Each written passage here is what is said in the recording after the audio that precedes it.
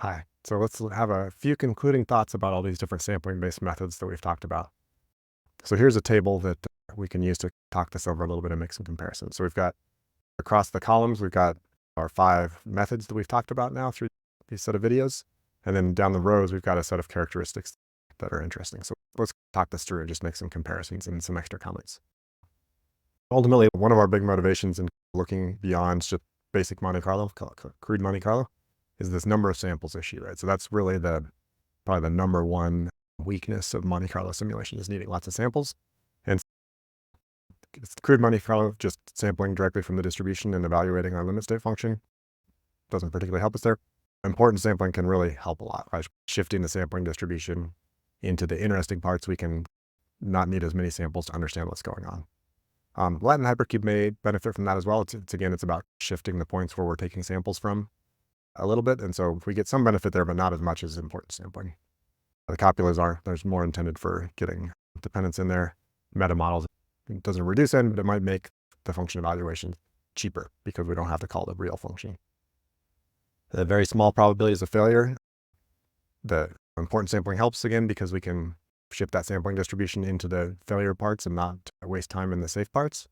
Metamodels can help with that as well because we can calibrate this model and then we can evaluate it all over the place to do our search for where the failures are. And so we can get some benefit from the metamodels in that case. When we've got highly dependent random variables, the crude Monte Carlo does fine with that. We can sample dependent random variables. Important sampling, copulas, those are both set up that we can do samples out of dependence. Latin hypercube is not a good choice. Generally, if we have highly dependent variables, we talked through about we can actually introduce spurious correlation, or if we do want some sort of dependency, we have to do this iterative process to generate the samples.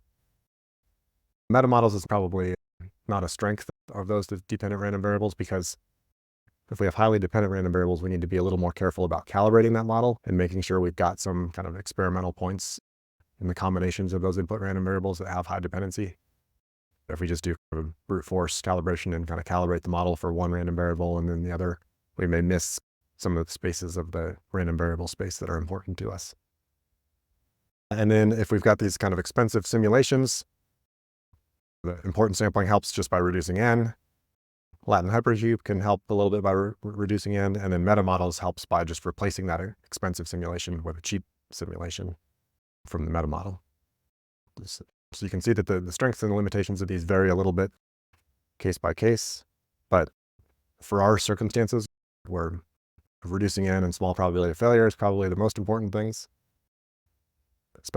but all of these are potentially relevant. Important sampling really comes out as a pretty appealing in a lot of regards. And so that's why we went into more depth on the important sampling than we did with kind of these 3 columns to the right that we've introduced more recently.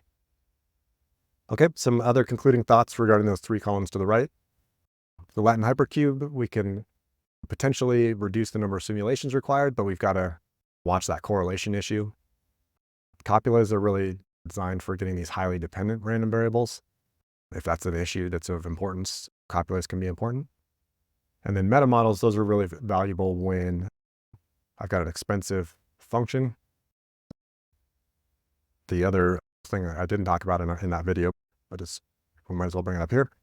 If the function we're trying to evaluate, if that's relatively smooth, that really helps a lot, right? So if I've got some sort of function that takes big jumps at particular points, it's going to be hard to reverse engineer that into my metamodel.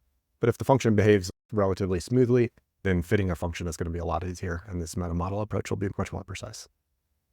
But with all 3 of these approaches, just like the other Monte Carlo flavors, we don't get things like the gamma vector or the design point or anything like that. So we don't have those diagnostics. They're very similar to the other Monte Carlo methods in that regard. They're appealing in some places, but ultimately, I'd say for this class, the main focus will be on the crude Monte Carlo and on the important sampling. I think those ones fit the bill most often. Okay, so that's it for Monte Carlo simulation.